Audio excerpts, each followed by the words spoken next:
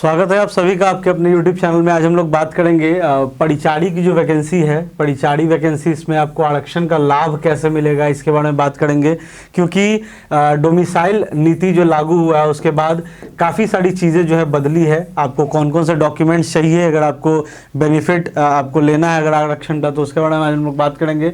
तो ये फॉर्म भरा जाना शुरू हो चुका है, जैसा कि हम सभी को पता है। बिहार SSC परिचारी, जिसको ऑफिस असिस्टेंट कहते हैं, उसकी बात कर लो या फिर आप बात कर लो बिहार SSC CGL की, दोनों का फॉर्म भरा जाना शुरू हो चुका है आपका 25 अगस्त से। और अगर बात करें लास्ट डेट की तो ये 26 सितंबर आपका फाइनल सबमिशन का लास्ट डेट होगा। 25 अगस्त से फॉर्म भरा जाना शुरू होने वाला है, ठीक है। तो ये आज हम लोग बात करेंगे इन दोनों पोस्ट के बारे में, परिचारी के वैकेंसी के बारे में। तो सबसे पहले शुरू करते हैं। यहाँ पे अगर बात की जाए एग्जामिनेशन पैटर्न का या एग्जामिनेशन के टाइप का, तो यहाँ पे आप देख सकते हो ऑब्जेक्टिव टाइप ये एग्जामिनेशन होने वाला है साथियों। आप सभी का ऑब्जेक्टिव टाइप एग्जाम होने वाला है। और इसमें अगर बात किया जाए तो बिहार कर्मचारी चयन आयोग परीक्षा संचालन नियमावली 2010 के आलोक में 40,000 से अधिक आवेदन प्राप्त होने पर प्रारंभिक परीक्षा, इसमें आपका PT और मेंस दोनों एग्जामिनेशन लिया जाएगा।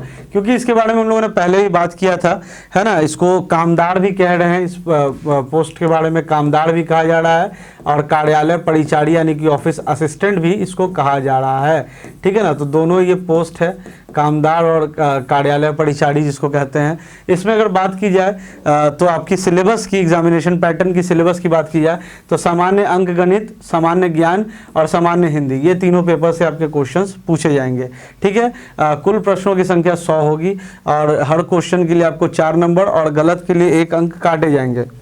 ये बेसिक अभी पहले बात कर लेते हैं, फिर हम लोग बात करेंगे कि आरक्षण का लाभ आपको कैसे कैसे मिलेगा।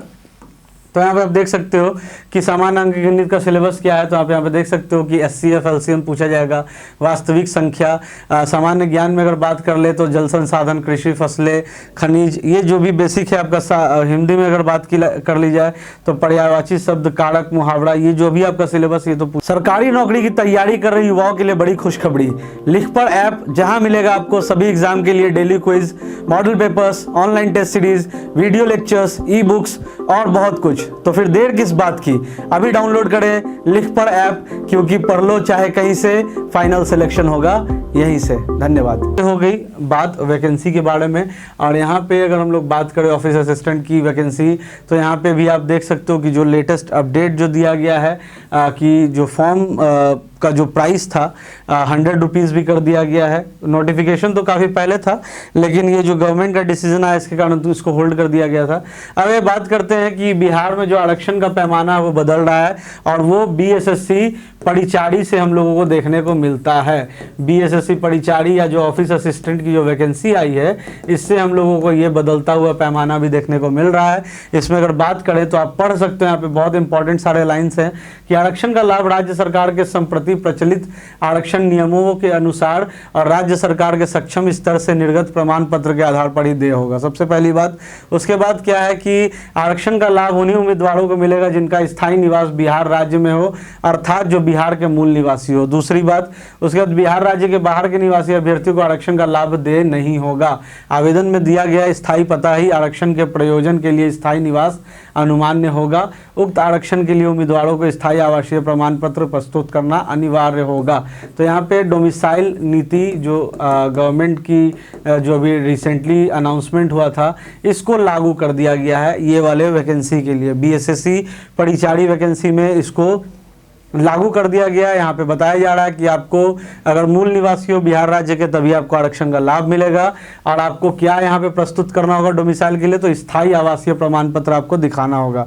उसके बाद यहाँ पे आप देखिए कि आरक्षण का दावा करने वाली विवाहित महिलाओं का जाति क्रीमी लेयर रहित प्रमाण पत्र उनके पिता के नाम एवं पता के निर्गत होना चाहिए। अब मान लो कि किसी दूसरे स्टेट की जो लड़की है उनकी शादी अगर बिहार राज्य में होती है तो उनको ये आरक्षण का लाभ नहीं मिलेगा।